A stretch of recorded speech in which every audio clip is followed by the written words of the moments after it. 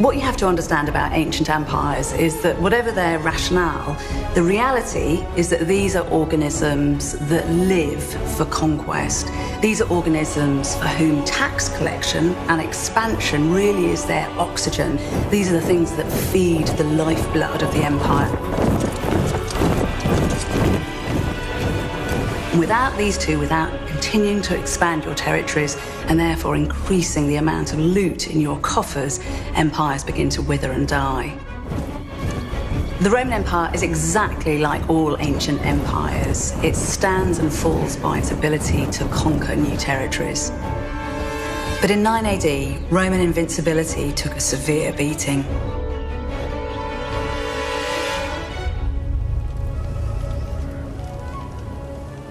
An entire Roman army, commanded by Publius Quintilius Varus, was defeated by a confederation of German tribes. It was a catastrophe, and it's become known as the Battle of the Teutoburg Forest.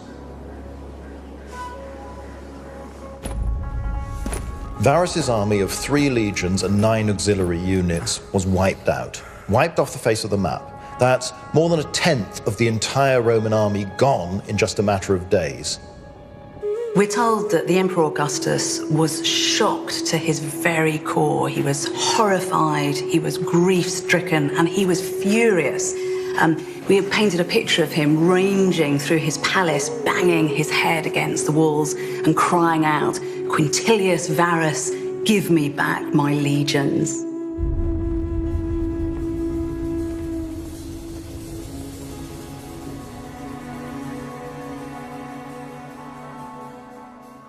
20 years before the defeat in the Teutoburger Forest, Augustus had already begun to deploy legions in the area. It was an area known then as Germania Magna.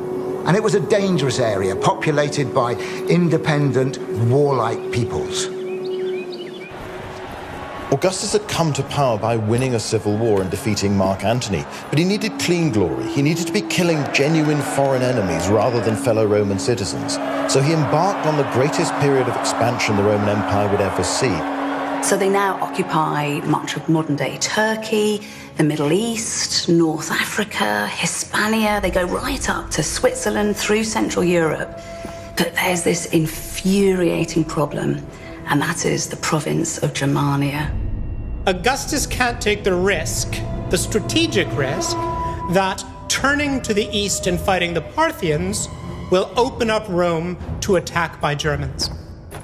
The man chosen to command the army and to control and to suppress the Germanic tribes is called Publius Quintilius Varus.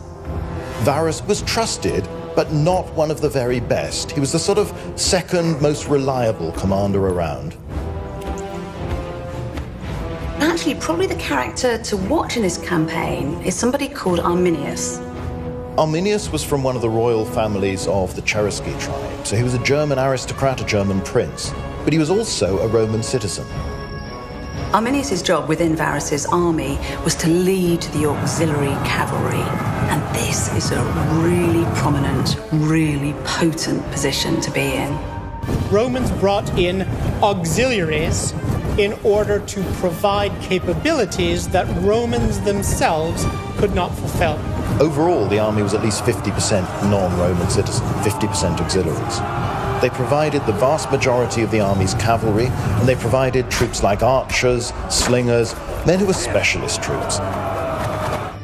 It's clear that Varus trusted Arminius, counted him as a friend, perhaps in a slightly patronizing way, but Arminius had dined at Varus's table on frequent occasions. But in private, he is plotting and planning.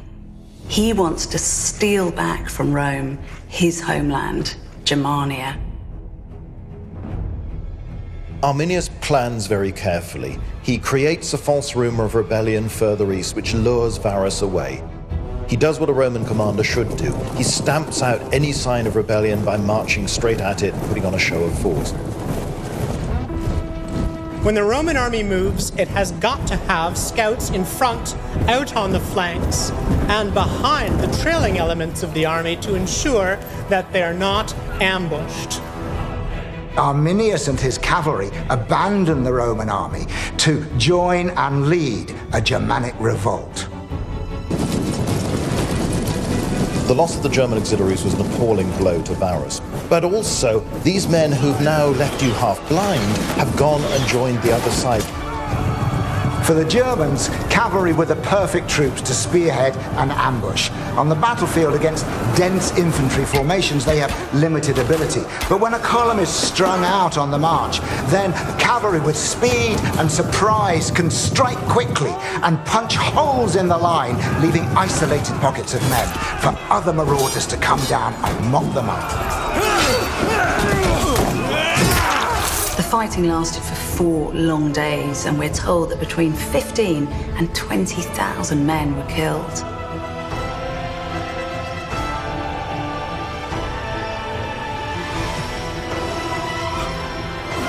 Varus didn't behave like a proper Roman aristocrat. He gave in. Mentally, he collapsed. Perhaps he felt so betrayed by Arminius, this close friend of his who'd now turned enemy, that he gave up.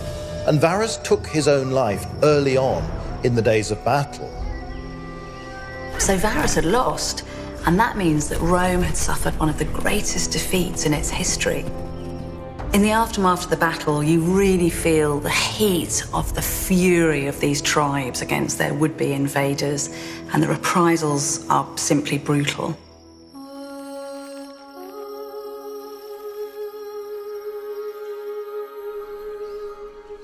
The lessons of Teutoburg Forest are that tactically you need to keep your army balanced. You need to be able to maintain that diversity of troop types to meet any situation.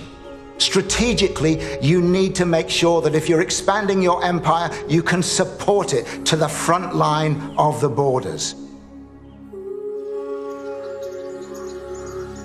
The Romans discover that a natural border is the best border, and that the great rivers of Europe, the Rhine and the Danube, are the safest northern border the Roman Empire can have. The Battle of Teutoburg Forest might only have taken 4 days, but because this was a moral as well as a military defeat, it has never been forgotten. It was always this thorn in the side of the flesh of the Romans, and for those in Europe, it became this kind of watchword for resistance and for the possibilities of power. And so it's always been written about in history, in poems, in literature. Great paintings have been done of the Battle of Teutoburg, and we still talk about it today.